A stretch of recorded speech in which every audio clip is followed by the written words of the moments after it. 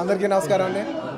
Birthday wishes చెప్పిన నా ఫ్యాన్స్కి, నా ఫ్రెండ్స్కి, నా వెల్ విషర్స్ అందరికీ మీడియా ద్వారా నేను థ్యాంక్ యూ తెలియజేసుకుంటున్నాను. Thank you very much. రేపు son of Satyamurthy cinema release అవుతుంది. మీకు నచ్చుద్దని ఆశిస్తున్నాను.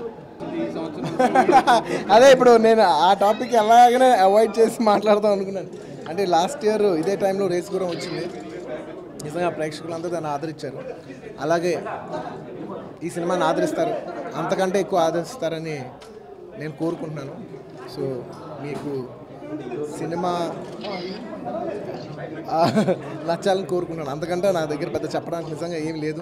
థ్యాంక్ యూ వెరీ మచ్ అండి. Thank you everybody. అవునండి. అంటే కెరియర్ ప్లానింగ్ అంటూ ట్విట్టర్ జాయిన్ అవటం అలాగే లేదండి.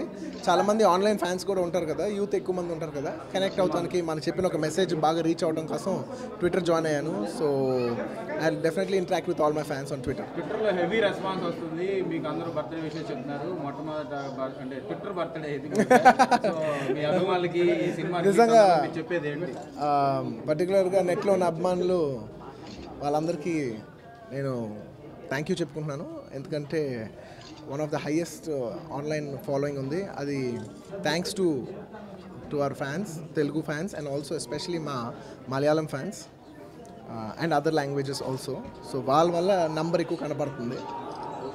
సో ఇది వాళ్ళ గొప్పతనం, నాదేం లేదు.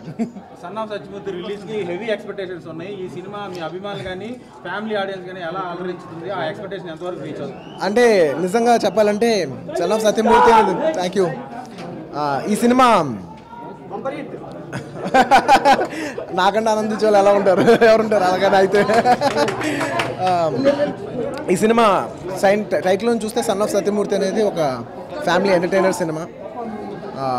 డెఫినెట్గా ఫ్యామిలీస్కి యూత్కి ఎక్కువ క్యాటర్ చేసిన సినిమా. ఇందులో కొంత మాస్ అనేది అంటే జనరలీ కొంత మాస్ సినిమా ఫ్యాన్స్ ఎక్కువ ఇష్టపడతారు.